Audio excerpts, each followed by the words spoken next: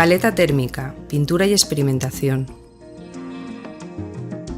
Vamos a exponer la funcionalidad y propiedades tecnológicas de la paleta termorregulable en su uso pictórico experimental, describiendo los pasos necesarios y los aspectos fundamentales para poder llevar a cabo esta práctica.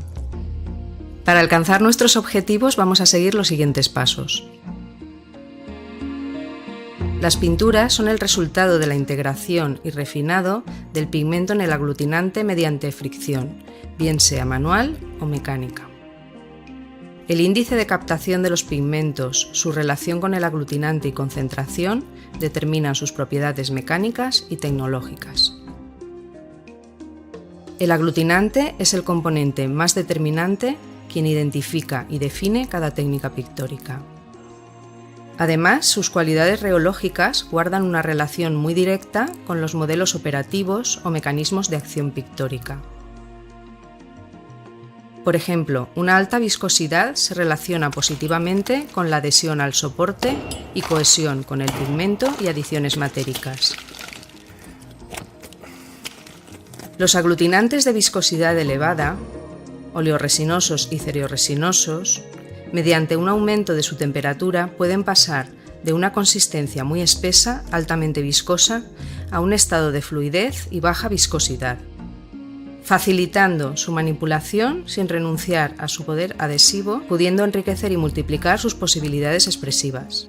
Hay distintas formas y herramientas para pintar en caliente o hacer intervenir el calor durante la ejecución de la obra, como fusores y espátulas eléctricos, hornillos, sopletes de gas y finalmente paletas térmicas. Esto nos permite incorporar otras metodologías aumentando la ductilidad y fluidez de la pintura, además de incrementar su capacidad de asimilar e integrar pigmentos y/o cargas matéricas al tiempo que aceleramos su secado. La paleta térmica es un dispositivo eléctrico con un termostato y un regulador. La superficie de trabajo es plana y está revestida en acero. Las que tenemos en el laboratorio de prácticas del Departamento de Pintura, para minorar el riesgo de quemaduras, alcanzan únicamente 80 grados centígrados como máximo. Para rentabilizar mejor su utilización, colocamos encima una plancha metálica donde efectuar las mezclas, facilitando la limpieza y mantenimiento del equipo.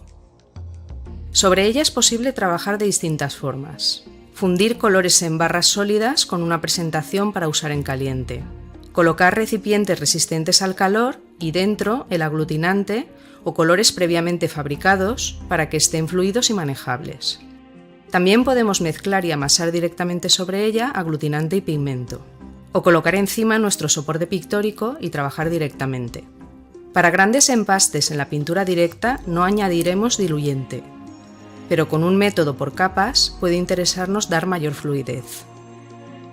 Aumentando la temperatura, además de diluir la pintura, facilitamos el juego de transparencias y veladuras.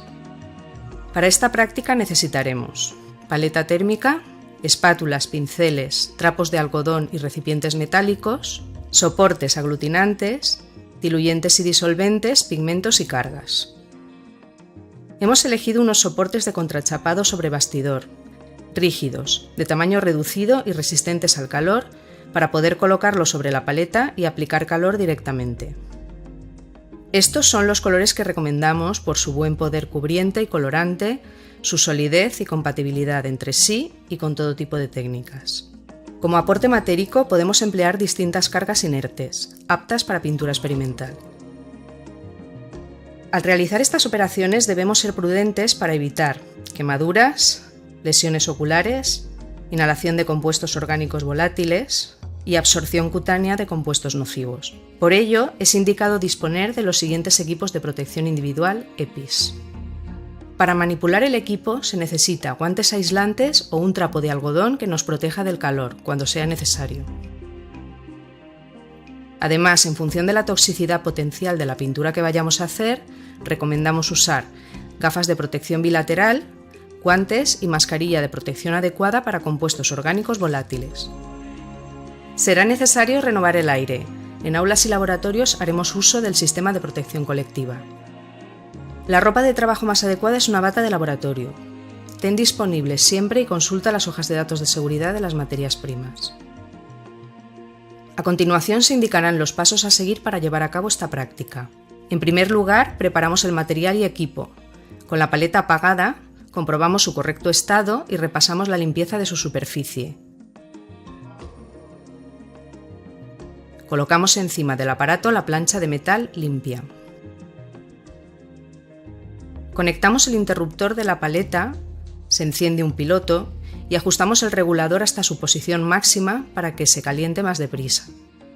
Luego lo podremos ir acondicionando a la temperatura deseada. Esperamos un rato y con el trapo doblado comprobamos el aumento de la temperatura en superficie. Es importante no tocar la superficie directamente para evitar quemarse. En el centro de la paleta colocamos una cantidad de pigmento blanco distribuyéndolo en forma de montículo. Nos equipamos con el material de seguridad EPIs, gafas, guantes y mascarilla. Hacemos un pequeño hueco en la parte superior con una espátula codada. Añadimos poco a poco en el hueco cantidades pequeñas de aglutinante mezclando con la espátula. El pigmento lo absorberá comenzando a formar una masa consistente. Es conveniente empezar con la menor cantidad posible para impedir un exceso de aglutinante. Hay que considerar que al estar caliente admitirá más cantidad de pigmento que si hiciésemos la misma operación a temperatura ambiente.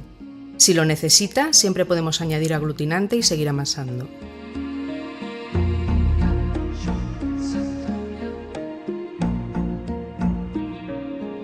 Cuando consideremos que ya la tenemos, depositamos el color en su lugar de la paleta. Únicamente tendremos que limpiar el centro de la paleta, los utensilios y herramientas en los cambios de color. Y volvemos a colocar otro montículo del siguiente color, añadiendo y mezclando aglutinante hasta completar el amasado. Se elabora cada uno desde el más claro hacia el más oscuro, encabezando con el blanco y siguiendo el orden de la paleta tonal. Blanco, amarillos, rojos, tierras, hasta el negro, haciendo la cantidad que queremos de cada uno. Vamos amasando y colocándolos en su sitio.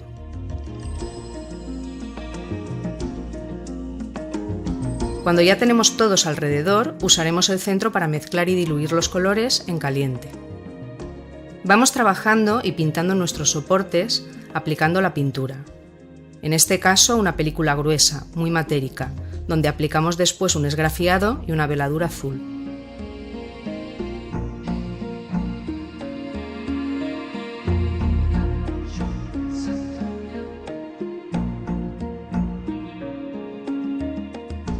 Elaboramos distintas mezclas y gamas, más o menos concentradas, hasta consumir la totalidad de la pintura.